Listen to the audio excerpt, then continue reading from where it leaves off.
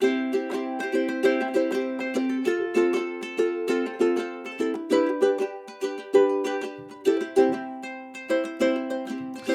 in the year of 2020, weekly episodes there are plenty. Some are serious, some are funny, oh yeah.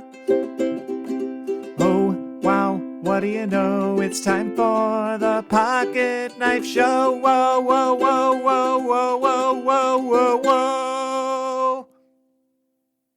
Hey, it's Mike on the mic again for another episode of the Pocket Knife Podcast. I finally took the time to edge my yard. My wife mowed the lawn while I did this.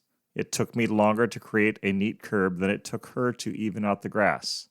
Did I mention it was hot and humid? I downed a lot of propellant in an attempt to replenish the electrolytes I was losing, but still I was tired long before the task was done. My muscles ached the rest of the day and into the next morning's run.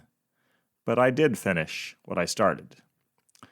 A church in town was hosting a block party downtown this same day, so after we cleaned up, my wife and I made our way to the corner of 4th and Main to join in the festivities and to grab a free supper. Grilled dogs, potato salad, chips, water, and homemade ice cream. We enjoyed talking with our well-known neighbors and strangers alike. Twice during the party, someone I barely knew mentioned how good my curb looked. They'd driven by while I was slaving away under the hot, hot sun and were impressed I was able to finish. It looks great, they encouraged. I live on a fairly busy corner, so lots of cars passed me as I toiled. Still, it stunned me that anyone had taken note. I drive past people doing yard work all the time. It barely registers in my mind. These neighbors of mine not only saw me working as they whizzed by, they also went out of their way at the party to give me an attaboy. I think there are a couple of lessons here. First, this incident reminds me people are watching. Even when I don't think I'm being scrutinized, I probably am, so I need to ask God to help me to live a life worthy of His kingdom, a life worth imitating, a life which brings honor to Him. How I treat people in the grocery store, in traffic, it matters.